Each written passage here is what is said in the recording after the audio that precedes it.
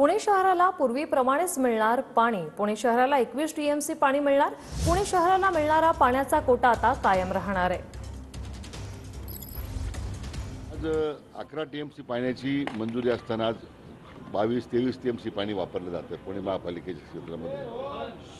आता वाढतं शहरीकरण आहे, त्यांना पाणी द्यावे लागेल हे जरी बरोबर असलं, परंतु एकूण पाण्याच्या वापरामध्ये किती टक्के पाण्याचं पुनर्वापर होतो?